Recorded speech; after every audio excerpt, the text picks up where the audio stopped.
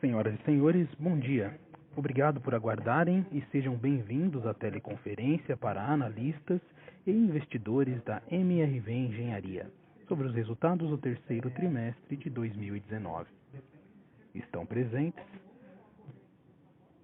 os senhores presidentes Rafael Menin e Eduardo Fischer e o senhor diretor executivo de Finanças e RI, Ricardo Paixão. Informamos que todos os participantes estarão apenas ouvindo a conferência durante a apresentação da empresa e, em seguida, iniciaremos a sessão de perguntas e respostas quando mais instruções serão dadas. Caso algum dos senhores necessite de alguma assistência durante a conferência, queiram, por favor, solicitar a ajuda de um operador digitando *0. Agora gostaria de passar a palavra para o presidente, Sr. Rafael Menin. Por favor, Sr. Rafael, pode prosseguir. Bom dia a todos. Obrigado mais uma vez por participarem do nosso call. Bom, eu gostaria de ressaltar alguns pontos importantes que nos deixam bastante otimistas com o futuro da companhia e do mercado como um todo, né? Bom, primeiramente, a MRV tem uma abrangência territorial única no mercado. A gente atua hoje em mais de 160 cidades, em praticamente todos os estados brasileiros. Isso faz com que nós tenhamos um mercado endereçável potencial de mais de 300 mil moradias por ano. Esse é um bolo muito grande e a MRV quer ter um share, esse é o nosso projeto, tem um share de aproximadamente 20% desse mercado. E para a gente ter esse share de 20% do mercado endereçável, a MRV tem que atuar numa faixa de renda um pouco mais ampla, né?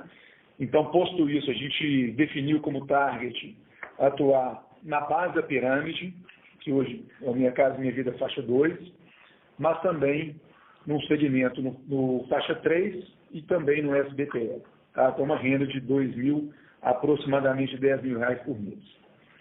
E dentro dessa estratégia, a gente vem construindo um land bank que ele é aderente ao Minha Casa Minha Vida e também é aderente a esse novo cenário de juros, redução de parcela, né?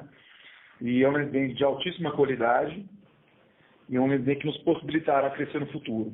É um investimento extremamente grande. A gente investiu no ano passado 600 milhões, o investimento nesse ano ele vai ultrapassar os 700 milhões, mas é um investimento que nos coloca numa posição única para surfar nesse novo mercado imobiliário que está surgindo no Brasil.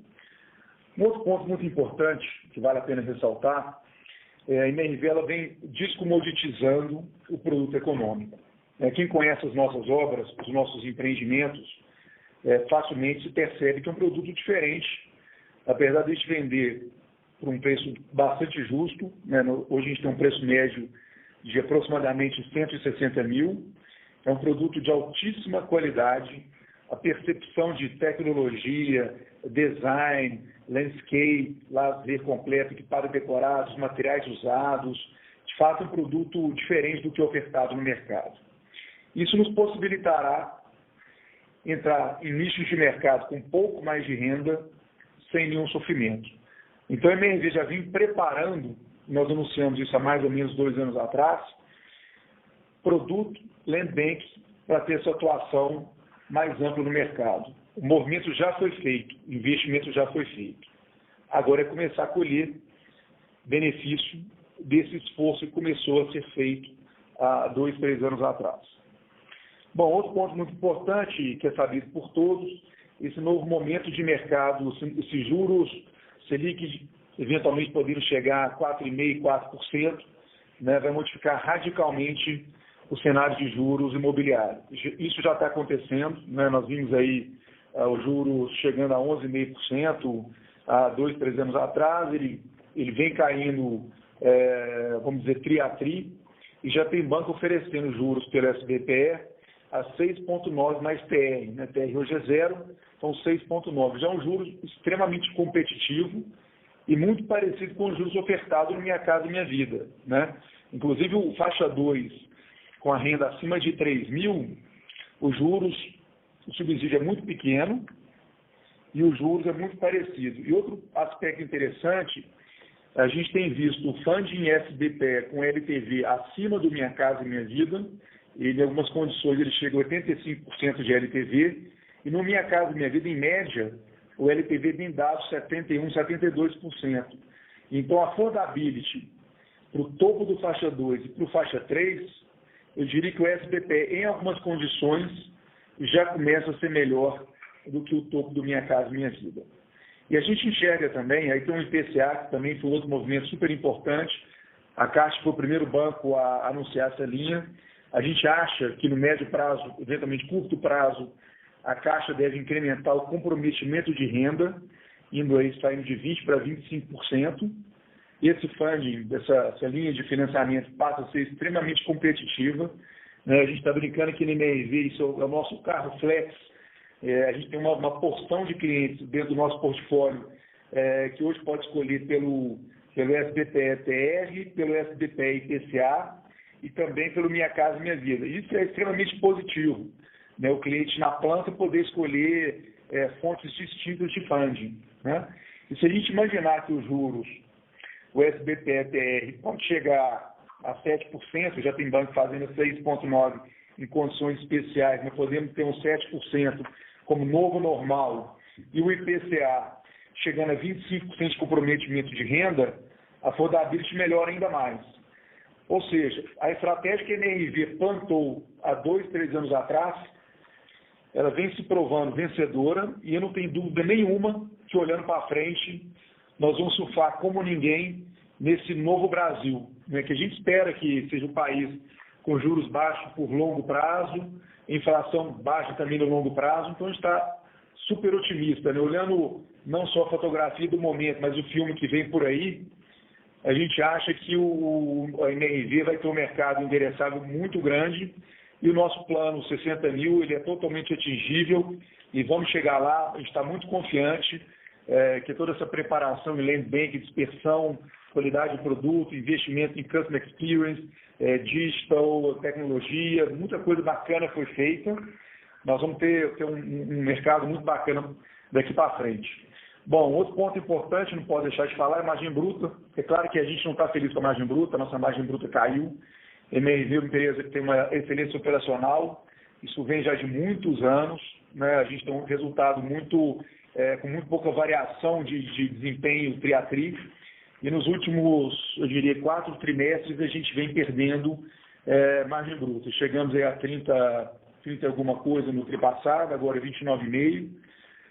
A gente colocou os principais motivos, alguns fogem do nosso controle. De fato, o Minha Casa Minha Vida, o banco financiador, ele reduziu o LTV, ele está um pouco mais duro para conceder crédito. A gente também teve mudança no fator social, isso impacta diretamente na affordability do cliente. Isso não vai mudar, é regra do programa, né?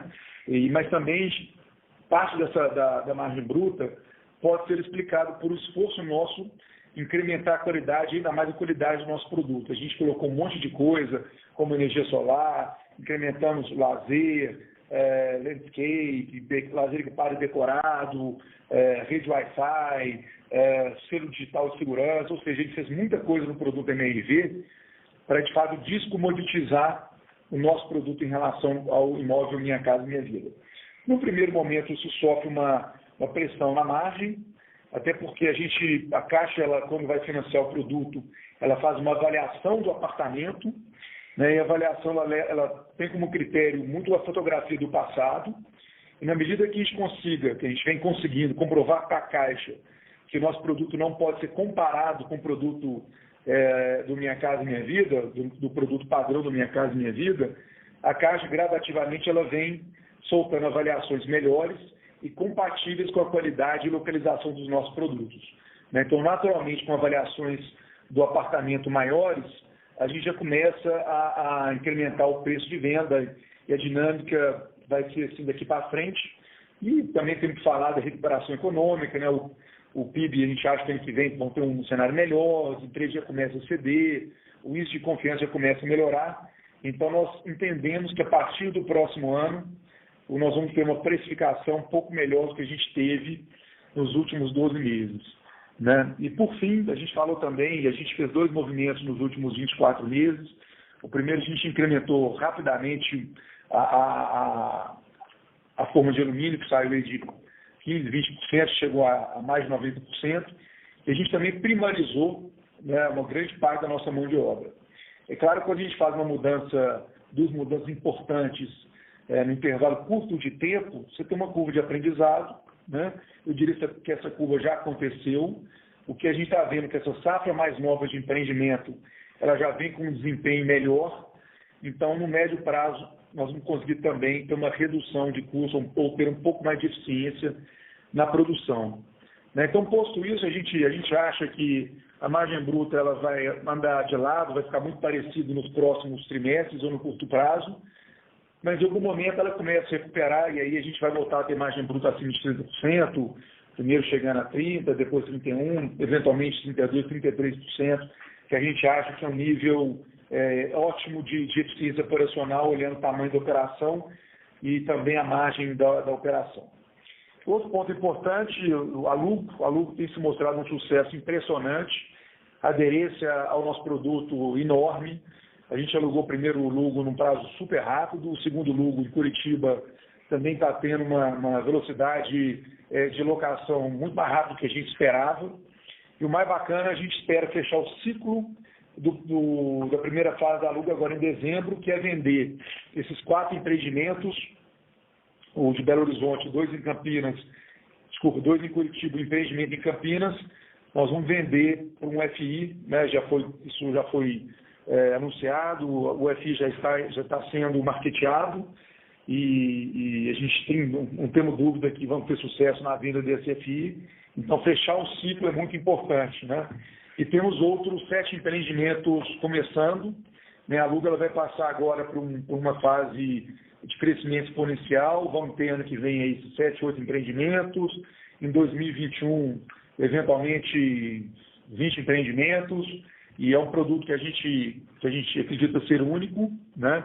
A MRV é empresa verticalizada, então nós vamos conseguir oferecer um produto extremamente moderno, com altíssima qualidade, com aluguel médio de R$ 1.250 por mês, né? É um produto, de fato, que a gente não tem visto no mercado, e a gente está muito entusiasmado com a estratégia Lugo, e ela será um produto que vai se somar, né, nossa plataforma de habitação, que hoje, né, o Minha Casa Minha Vida, é o IPCA, é o SBPTR e agora também a Lugo, né? Então, a gente está muito otimista, todo o nosso planejamento feito aí há 2, 3 anos atrás, ele tem se mostrado vencedor, mas daqui para frente a gente não tem dúvida nenhuma que a MRV será a empresa que mais vai surfar nesse novo cenário de juros baixos, economia recuperando, juros caindo ainda mais, o desemprego melhorando e renda subindo. Vou passar agora a palavra aqui para o Cacá e vai falar um pouco dos indicadores econômicos da companhia. Obrigado a todos. Bom, obrigado, Rafael. Um bom dia a todos. Passando agora por alguns destaques financeiros, eu queria ressaltar que a companhia alcançou um expressivo crescimento de ROL, né, 16% aí na comparação anual de crescimento, e são produtos de volume de vendas líquidas 19% maior e também de um forte volume de produção. Alcançamos também o menor volume de distratos nos últimos anos, queda de 66% frente ao 3T de 18 e de 51% no comparativo de 9 meses de 19 versus 9 meses de 18. Falando agora um pouco sobre as despesas, nosso investimento em inovação e tecnologia e também um volume alto de receita proporcionaram diminuição das despesas comerciais, gerais e administrativas como percentual da receita operacional líquida, no 3T de 19, ficando 2 pontos percentuais menor do que na comparação com o 3T de 18. Como resultado, o nosso retorno sobre o patrimônio, o ROE, teve um aumento de 2,6 pontos percentuais, olhando na visão de 12 meses, no comparativo de 3T de 19 com 3T de 18, e 3 pontos percentuais frente ao mesmo período de 2017. Bom, para finalizar, eu gostaria de destacar o pagamento de dividendos extraordinários. Conforme nós fizemos, né, o anúncio na GOE de abril de 2019, foi aprovado esse ano, além do pagamento de dividendos obrigatórios, R$ 328 milhões, que dá aproximadamente 74 centavos por ação, de dividendos extraordinários a serem pagos em 2 datas distintas, ainda no ano de 2019. O primeiro pagamento vai ser de 37 centavos por ação, data base 14/11, pagamento no dia 27 desse mês. A data de pagamento da outra parcela vai acontecer oportunamente ainda nesse ano. Então, se a gente pegar o dividendo extraordinário mais o dividendo obrigatório, isso vai dar R$ 1,11 por ação, né? Que se a gente retroagir e dividir isso daí pelo preço médio da ação nos últimos 12 meses, de 8 de novembro de 19 a 8 de novembro de 18, isso dá um dividend yield bastante forte, aí de cerca de 7%. Bom, era isso que eu queria falar com vocês aqui na introdução. Agora vamos passar para a sessão de perguntas e respostas. Obrigado. Iniciaremos agora a sessão de perguntas e respostas.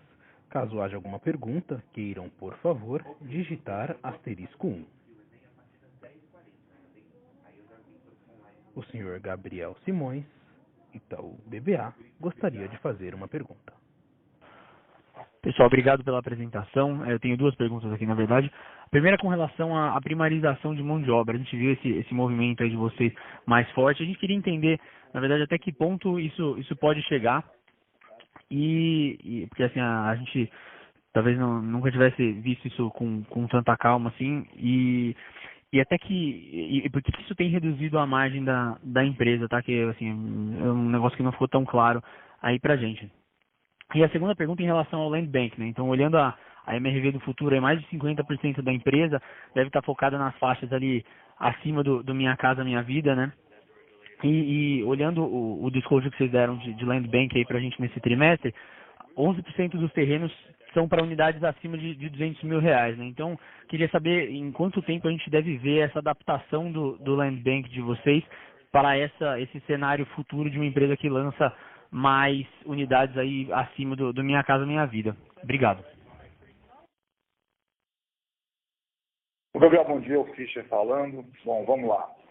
Primeiro, em relação à primarização, deixa eu dar uma contextualizada aqui. A gente, dentro do processo construtivo de parede de concreto, a gente entendeu bem cedo do que você ter essa força de trabalho primarizada dentro da MRV, ela no médio prazo ela é muito mais eficiente, ela traz redução de custo, aumento de qualidade, tudo que a gente precisa, né? Mas ela tem, como o Rafael falou no início, uma curva de aprendizado, né? Que ela demora aí um ciclo para poder estar eficiente o suficiente para chegar no padrão que a gente precisa. Isso é uma curva de aprendizado natural, né? Isso aconteceu assim quando a gente começou primeiramente nos grandes centros, isso ocorreu, a gente passou por esse ciclo, e já no segundo ciclo a gente atingiu a eficiência que a gente queria, né? Já o Rafael ressaltou aí o que está acontecendo agora, a gente cresceu muito rapidamente a implantação da parede de concreto nas demais praças, principalmente no interior, né? E com isso veio esse crescimento da primarização, tá? A gente está passando aí pelo final desse primeiro ciclo, né? E como a mão de obra, nesse caso, ela pesa mais ou menos 50% do nosso custo total, né? Essa ineficiência, vamos pôr, essa falta de eficiência plena desse primeiro ciclo, que é natural, gerou esse desvio de custo e essa falta de eficiência que a gente não está no padrão que a gente acha ideal. À medida que a gente caminha em direção ao segundo ciclo, a gente já percebe, a gente quis até dar disclosure disso, você vê no nosso índice de produtividade, que no ramp-up ele deu uma piorada e agora ele volta a cair, ele volta a melhorar o número. Então, a gente consegue enxergar já essa eficiência sendo atingida e caminhando para o padrão normal dela. Então, dentro da primarização, em relação ao número de pessoas, você não vai ver nada diferente do que a gente já atingiu. O que a gente vai ter daqui para frente é um ganho de eficiência em relação a isso. E aí, à medida que a gente vê isso ocorrendo, uma melhora da nossa linha de custos e, consequentemente, uma melhora da margem. Em relação ao Land Bank, né, na verdade, a gente não tem esse corte, o que é mais de 200 mil, o que é menos de 200 mil. O teto do Minha Casa Minha Vida varia de cidade para cidade, né, varia de localidade. O que eu posso falar é que o nosso Land Bank hoje ele já está muito bem aderente ao que o Rafael quis ressaltar no início aqui, que é esse novo mecanismo, essa nova dinâmica de custos, de juros que a gente tem no Brasil. Né? O que a gente enxerga para a MRV do futuro, é isso que a gente deu disclosure, é uma companhia que tem muito menos exposição ao fundo de garantia, mesmo sem mudar o padrão do cliente, né? E muito mais exposição ao mercado. Tá? Dentro desse Land Bank, eu diria que mais de 50% dele já está aderente a isso, dentro desse cenário novo. Uma parte desse Land Bank ainda pega um cliente que é dependentes de subsídios, que têm uma renda mais baixa, mas uma boa parte desse land bank, como eu falei, já pega um cliente que tem condições de rodar a financiamento de mercado hoje. Então, olhando para o futuro, esse movimento que está acontecendo, toda essa discussão em volta do fundo de garantia, a gente enxerga que a gente está numa posição privilegiada para navegar nesse cenário diferente. A gente está vivendo no Brasil algo que no crédito imobiliário a gente nunca viveu. Nós não temos uma disponibilidade de crédito que não aconteceu no Brasil, principalmente para o nosso cliente. Né? Então, a gente está bem otimista com isso e, como eu te falei, cerca de 50% do nosso land bank já está preparado para navegar nessas circunstâncias fora do fundo de garantia. Correto? Perfeito, muito obrigado pelas respostas.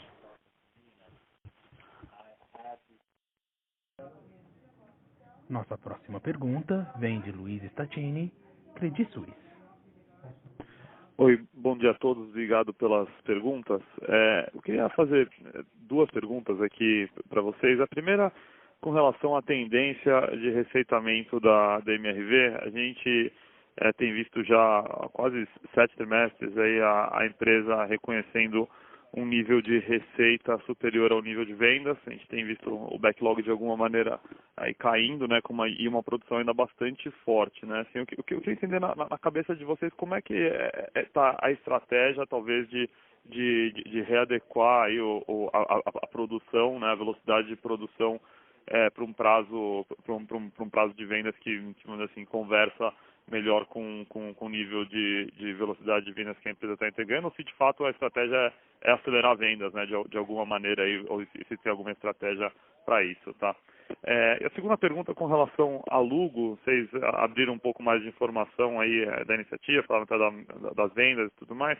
Será que vocês conseguem já passar um pouco mais de cor, talvez até sobre essa venda, nível de margem bruta, qual seria o cap de aquisição do fundo?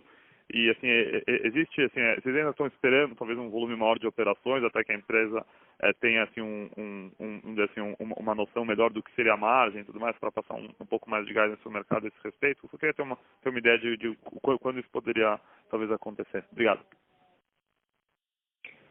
Bom, Luiz, é o Ricardo falando. Então vamos lá. Primeiro, em relação à receita, o que acontece? Né? A gente tem uma previsão de continuar com o receitamento forte, né? Fazendo sempre conta aqui, avaliando o volume de produção versus as vendas, tá? A gente espera conseguir retomar a venda para patamar acima do que a gente vem produzindo. E aí, na alavanca específica de produção, o que a gente vai fazer é aumentar o colchão, né? Ou seja, o tempo entre o lançamento e início de vendas e o início de obra. Hoje a gente tem contratualmente previsto com os clientes cerca de 24 meses e conseguimos tranquilamente executar a obra em 12, 14 meses.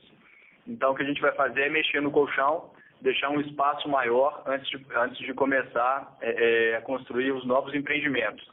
Depois que o empreendimento já começou, ajustar essa velocidade de produção é sempre um pouco pior e acaba custando mais caro, tá?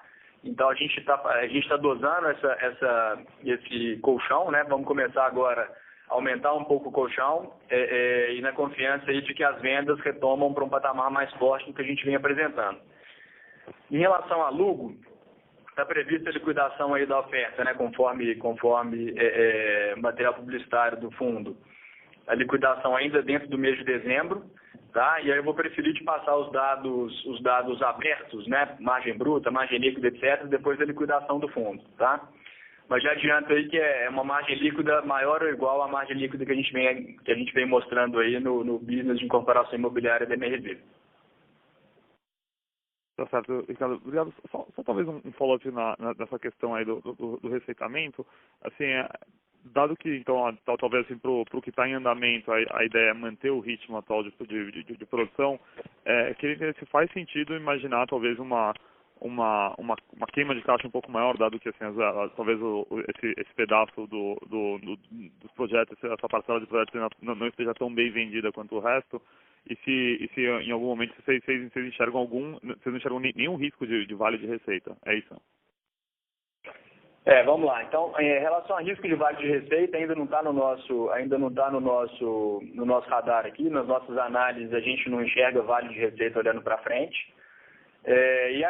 Na verdade, o caixa já vem sendo, né? A geração de caixa já vem sendo impactada por uma produção acima aí do que a gente está conseguindo fazer de venda líquida e de repasse. Tá? Então, a gente não espera nenhum agravamento de geração de caixa em função disso, não. Tá bom, Ricardo. Obrigado. Bom dia.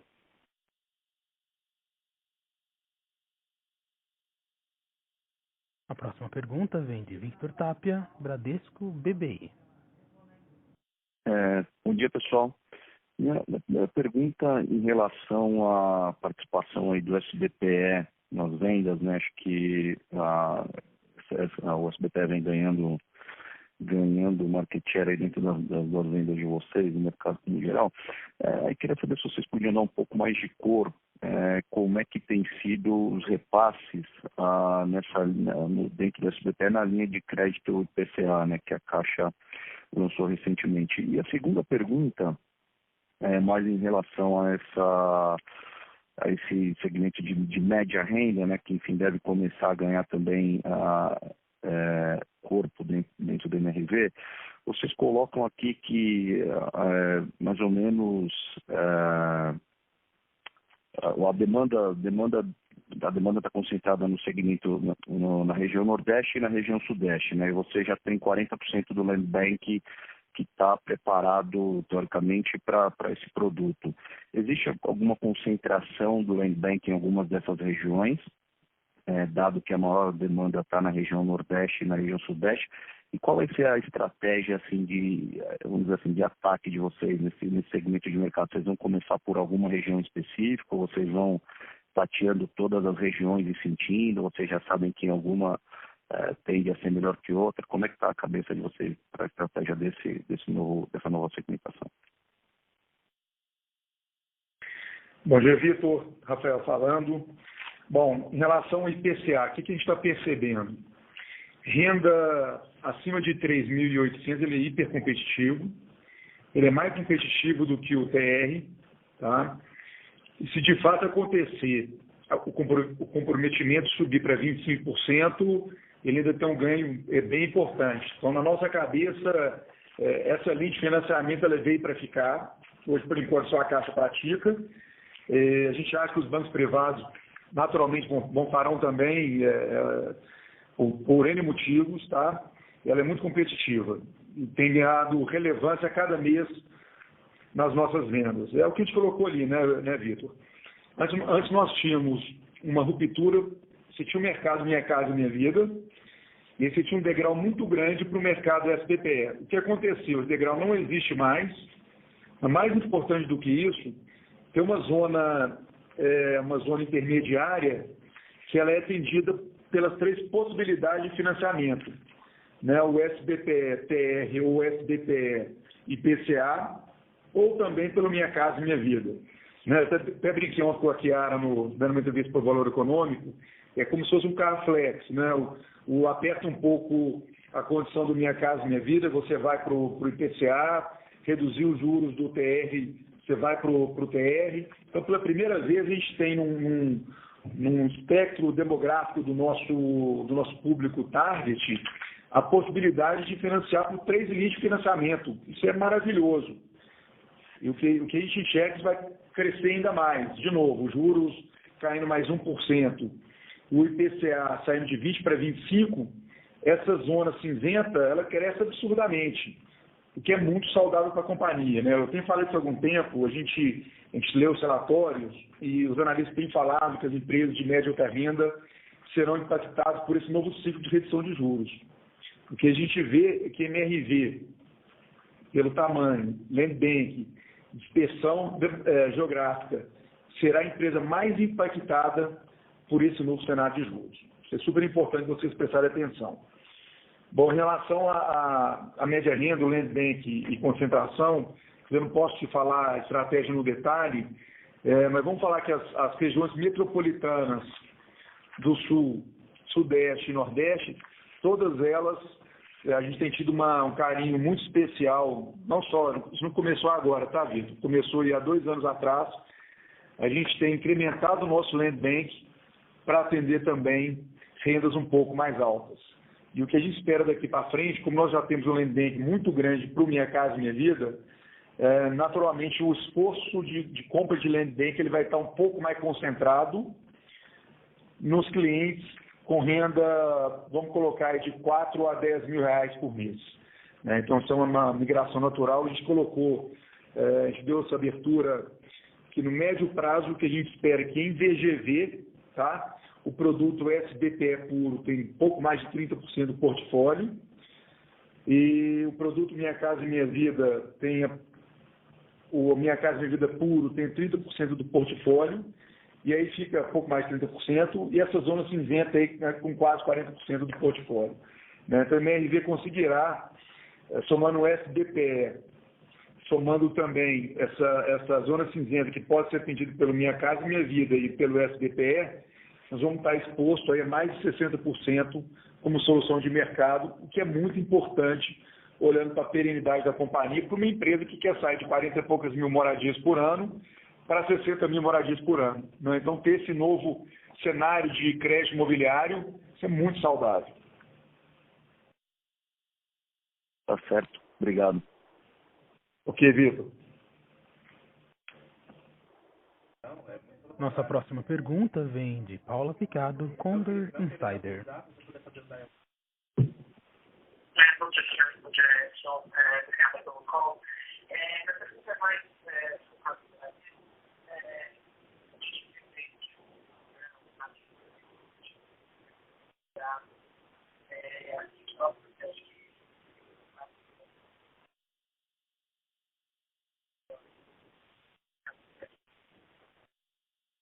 Ô, Paulo, a gente não está conseguindo te escutar bem. Se pudesse repetir a pergunta. Alô? Pode falar. Oi, bom dia. Eu queria saber, tem alguma chance de mais operações como essa incorporação dos ativos nos Estados Unidos ou de spin-offs como o da Log3? Obrigada. Bom, não ficou muito claro para a gente a pergunta. Eu vou falar só da HS. A HS, a gente continua no processo de construção do modelo. A gente acatou a maior parte das sugestões feitas pelos nossos principais investidores. Eu diria que a gente fez um modelo único no mercado de capitais. Nós anunciamos uma transação que nós acreditamos ser extremamente vencedora e importante para a MRV do futuro.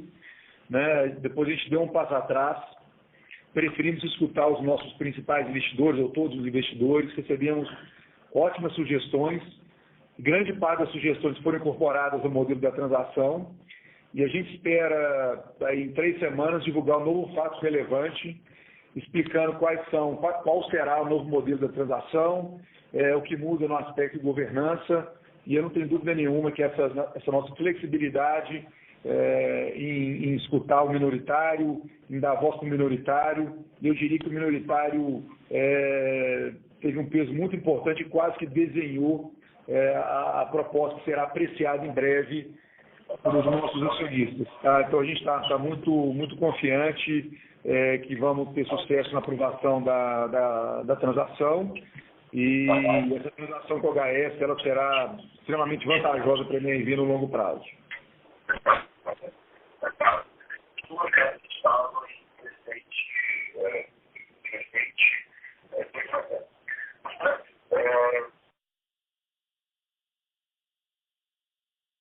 Nossa próxima pergunta vem de Jorel Guilotti, Morgan Stanley. Bom dia a todos. Eu tenho 2 perguntas. Primeiro, vocês identificaram vários fatores que impactaram a margem bruta. Falaram sobre fator social, custo material, entre outras coisas. Então, eu queria melhor entender qual desses fatores tiveram o maior impacto no margem. Foi um específico? Foram todos iguais? E a minha segunda pergunta é sobre o que vocês enxergam sobre geração de caixa. Como vocês falaram, o terceiro TRI foi fraco devido em parte pela paralisação de repasses. Então, eu queria saber, vocês esperam que volte a um patamar muito maior no quarto trimestre, no 2020? Em geral, o que a gente deveria esperar indo para frente? Obrigado. Joel, é o Fischer, vamos lá. Primeira pergunta, margem bruta. realmente a composição da margem ela foi afetada por todos esses fatores que a gente falou no release. Mas se eu fosse dar peso para um, mais especificamente, eu falaria da questão da eficiência da mão de obra que a gente citou.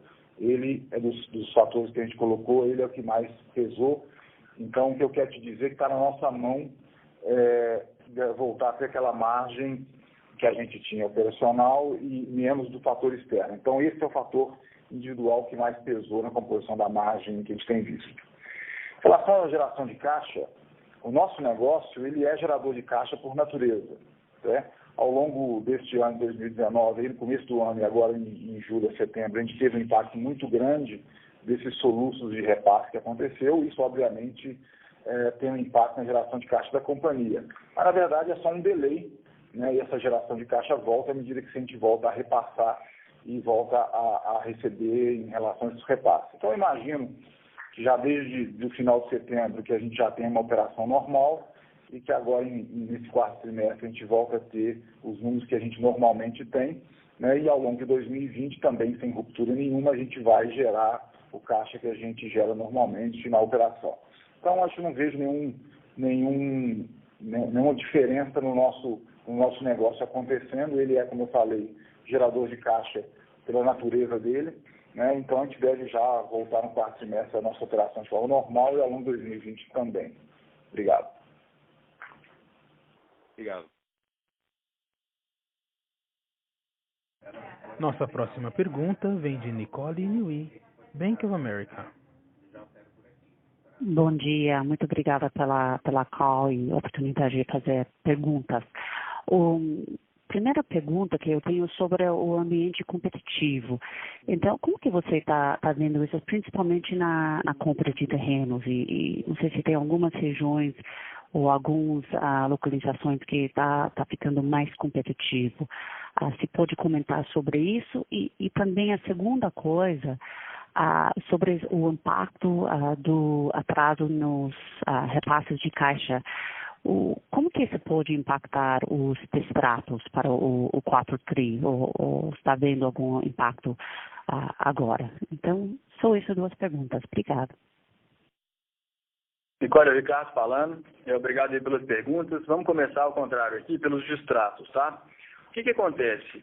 Como a gente tirou a questão da venda garantida no mês de setembro, né, e no próprio mês de setembro já foi possível voltar com os repasses, como o tempo entre a venda e o repasse ele está pequeno, é um prazo bastante curto, a gente não espera que isso vá impactar negativamente a questão dos distratos, tá? Em relação à compra de terrenos, a gente está vendo alguma competição maior em algumas cidades específicas, aí, principalmente São Paulo capital, né? E aí tem alguns pontos importantes que eu queria destacar. A primeira, dispersão geográfica da MRV faz com que a gente tenha uma competição concentrada em poucos centros, né, poucas cidades, e na maioria absoluta das cidades onde a gente atua, a competição para compra de terreno ainda está bastante pequena, tá? Segundo ponto que é bastante importante é o seguinte: como a gente já tem um land bank, né, que foi formado ao longo dos 2 ou 3 últimos anos, né, contando hoje ali com mais de 50 bis de VGV, 312 mil unidades, a gente já está preparado, a gente não precisa de ficar comprando, né, o terreno que a gente vai lançar agora, né? A gente já tem esse land bank preparado para poder surfar essa nova onda do mercado.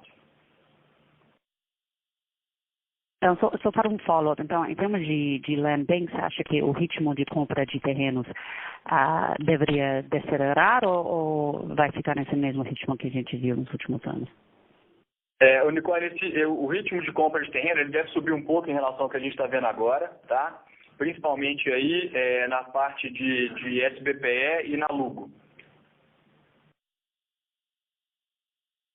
Tá ótimo, obrigado.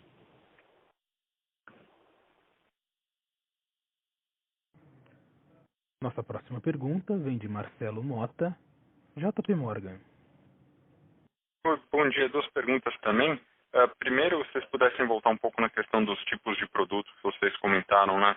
só para ver se o entendimento correto é que esses produtos que já têm mais qualidade, mais tecnologia, a ideia é simplesmente mudar eles de terreno, enfim, se incorpora um terreno um pouco mais caro e ele fica sendo o produto padrão aí para esse segmento, vamos chamar do SBPE, acima aí do Minha Casa Minha Vida, ou tem alguma mudança de construção, mudança, enfim, de layout, planta, que poderia, enfim, que precisaria ser feito para isso. E quando vocês falam de land bank, de acelerar a aquisição, faz sentido a gente pensar que, enfim, pode ser alguma coisa mais perto de 800, 900 milhões de reais por ano, né, dado que foi comentado no começo do call que 2018 tinham sido 600 milhões, esse ano a expectativa eram 700 milhões.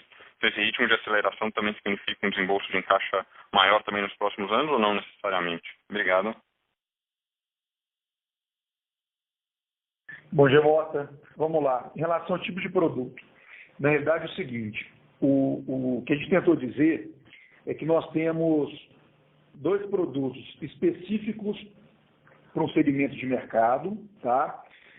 O faixa 2 com uma renda aí de R$ 2.500, esse produto ele é endereçado só para o Minha Casa Minha Vida.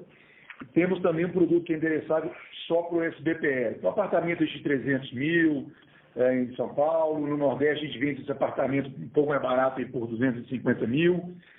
Como a gente sempre disse, a tecnologia de construção ela é exatamente a mesma, repasse na planta.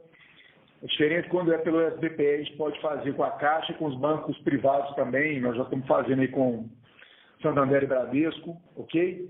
Mas o modelo construtivo ele é exatamente igual. A planta é um pouco maior, é um apartamento muitas vezes com suíte, com uma sacada, o lazer um pouco maior, em algumas situações são um pouco mais de vaga, mas o produto em si, tecnologia de execução, é a mesma coisa, tá?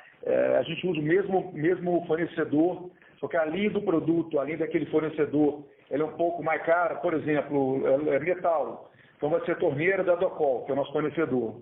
É uma linha acima da linha que a gente usa no Minha Casa Minha Vida, ok?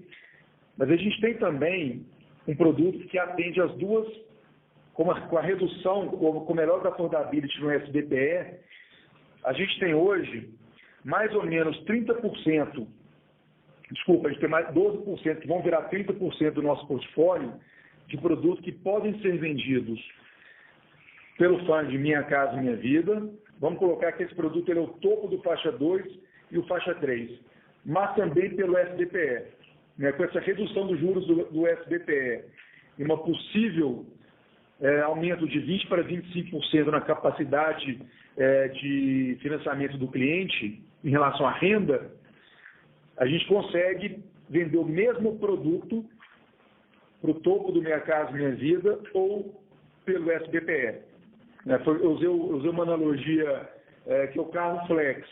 Você pode abastecer por gasolina ou por álcool, depende do preço de cada combustível. Para a gente é a mesma coisa. Se muda o Minha Casa Minha Vida, aumenta um pouquinho o juros do Minha Casa Minha Vida. Naturalmente, nós vamos fazer mais SBPE para esse extrato social. Ou se o Minha Casa Minha Vida cai 1.000% nos juros, a gente vai usar um pouco mais do Minha Casa Minha Vida. Então, ter essa flexibilidade de operação para uma parcela importante, que deve chegar a 30% do nosso portfólio, é super importante.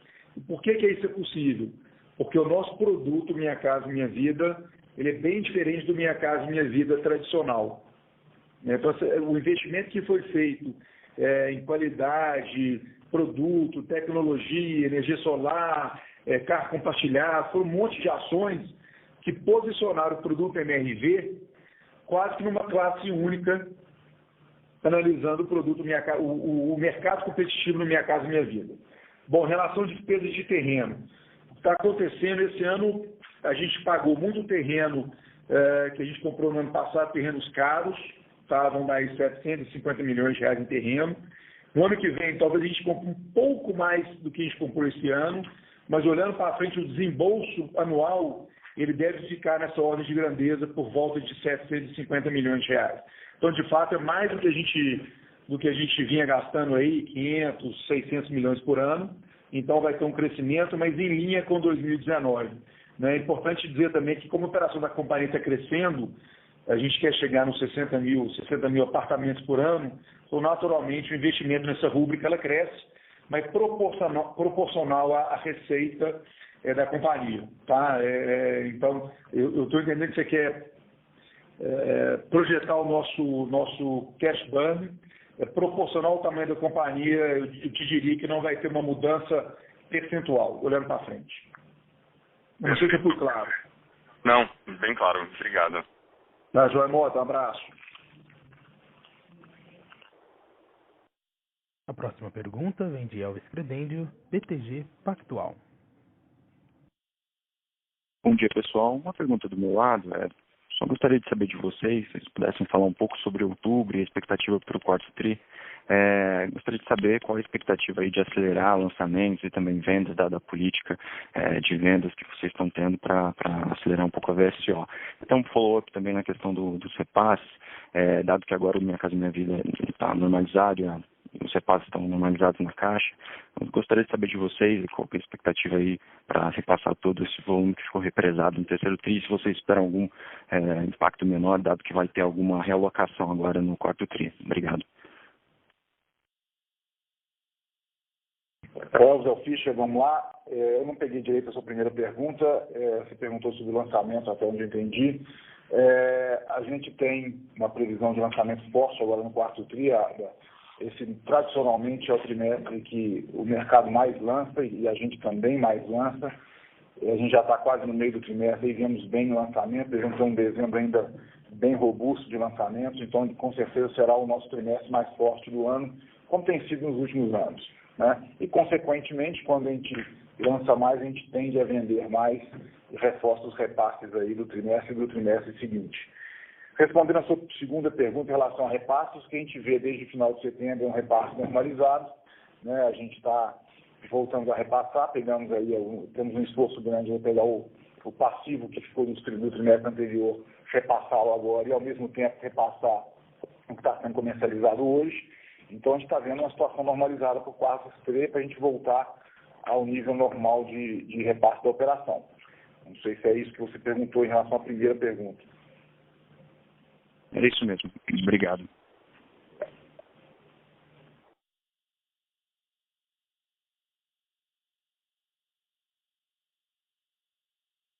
Nossa próxima pergunta vem de André Mazzini, Citibank. Oi, pessoal. Obrigado pelo call. A primeira pergunta é sobre vendas, né? Lá na prévia, eu lembro que tinha um parágrafo dizendo que as vendas de setembro foram vendas convencionais. Eu queria entender como é que, então, o número de vendas, né, de 1395 mudaria se todas as vendas do TRI fossem na venda garantida. E a segunda pergunta é um update em HS, se vocês pudessem dar alguma cor daquele processo de feedback que vocês estavam pegando dos acionistas, né, se tem alguma coisa relevante lá para incorporar no deal e também timeline da AGE. Obrigado. Bom, André, vamos lá, Ricardo. As vendas convencionais, como a gente tirou, né, essa trava aí do venda garantida ao longo do mês de setembro, eu não consigo te precisar, se a gente tivesse voltado para colocar 100% venda garantida, quanto teria ficado para trás, né? Vamos colocar assim.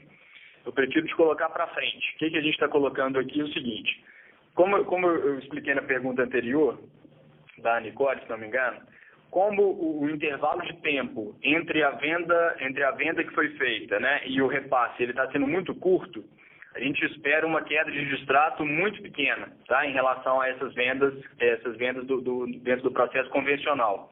Ou seja, você pode praticamente estimar aí que o que a gente colocou como venda reportada no TRI vai ser integralmente repassado, tá, e virando então o mesmo volume de venda garantida.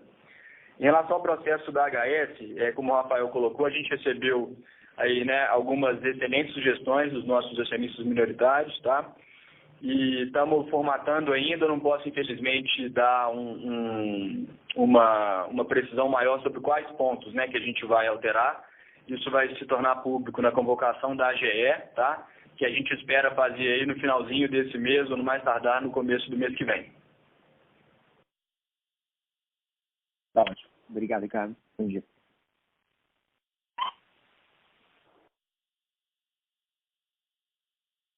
Encerramos neste momento a sessão de perguntas e respostas. Para as considerações finais, gostaria de passar a palavra para o presidente, senhor Eduardo Fischer. Por favor, senhor Eduardo, pode prosseguir. Bom, gente, primeiro, obrigado pela participação de todos. Gostaria de reforçar o que foi dito aqui ao longo do nosso call. A gente está vivendo um momento especial no mercado imobiliário brasileiro. Essa nova dinâmica de juros, ela tem um poder imenso. A gente está olhando isso com um otimismo muito grande. E a gente, na nossa estratégia, acho que a gente está melhor posicionado para poder capturar todo o ganho que vai vir disso. A permanecer esse cenário, que é o que a gente acredita que vai acontecer, nós vamos ter, ao longo dos próximos anos, uma explosão, e principalmente onde você tem a maior demanda, que é no nosso segmento, ele aí indo do nosso core business hoje, do cliente de R$2.000, R$2.500 de renda, até o cara de R$7.000, R$8.000 de renda já dentro do SBPE. E uma boa parte dessas famílias vai ser atendida por uma solução de mercado. Ou seja, a gente começa a mitigar o risco que a gente sempre teve de estar atrelado a um programa governamental. Então, a gente está muito otimista com que o futuro, os próximos anos, trarão para a gente de potencial para poder capturar isso aí. A gente, como o Rafael citou aqui mais cedo na pergunta, a gente tem um land bank e um leque de produtos muito preparado para poder capturar todo esse potencial, mais do que qualquer outra companhia no país hoje. E vou só reforçar um ponto que não foi dito. Nós começamos uma nova linha de produtos esse ano, que é o produto de casas, que a gente colocou aqui no release. Lançamos 2 desses produtos já com uma liquidez imensa, absurda, uma versão muitas vezes maior que o do MRV. Estamos reforçando o nosso land bank, isso é principalmente no interior, isso é um produto muito caro de interior do país, para poder capturar essa nova vertente de crescimento com esse novo produto, com uma liquidez muito grande, com um preço médio bem mais alto do que o preço médio do MRV e com um produto que é muito forte. Então, isso é algo para ser acompanhado ao longo dos próximos trimestres e ao longo de 2020, que ela também vai ser uma bandeira complementar da MRV muito relevante. Bom, é isso. Obrigado a todos novamente pela participação e nos vemos aí no próximo trimestre. Abraço. O conference call da MRV Engenharia está encerrado. Agradecemos a participação de todos e tenham um bom dia.